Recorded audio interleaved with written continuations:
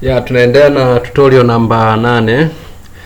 Kama unakumbuka kipindi kilichopita, tutorial iliyopita tulijifunza kuhusu kutafuta rank au kutafuta nafasi kwa maana position. Sasa kwa mfano tunataka tuandae matokeo ya wanafunzi, tunataka tujue kwamba wewe mwanafunzi amekuwa ameshika nafasi fulani kati ya wanafunzi wangapi.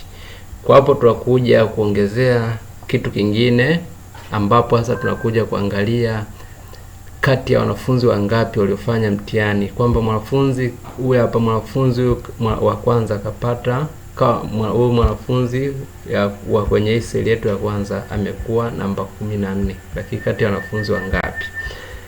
Kwa hapa tunatumia formula au function inaitwa count.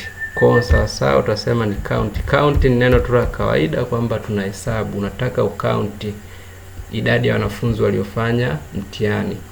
Kwa range yetu ni hapa. Hapa ndo range yetu, kwa tuna drag kwenye range yetu ya wanafunzi wote waliofanya mtihani. Baada hapo unafungia hiyo range yetu kama kawaida, kama unavyoona unafungia. Ukishamaliza kufungia unakuja tu tayari, na maana mwanafunzi amekuwa wa 14 kati ya wanafunzi 29 waliofanya mtihani. Kwa sasa ili hao wengine pia watu ranki kwenye idadi ya wanafunzi kadhaa waliofanya mtihani, ina maana hapa sisi tuna drag kama kawaida, unakuja una drag.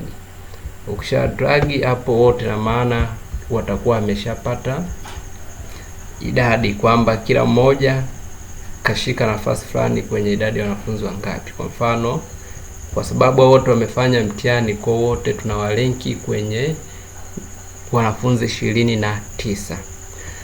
Ndugu mfuatiliaji wa chaneli yetu, na ukumbusho endelee kumfuatilia vipindi vyetu ili uweze kupata vipindi vyetu vyote. Tafadhali subscribe, lakini share ili uweze kupata mafundisho mengine yote yanayoendelea. Asanteni sana kwa kunisikiliza. Karibu tena kwa tutorial zinazofuata.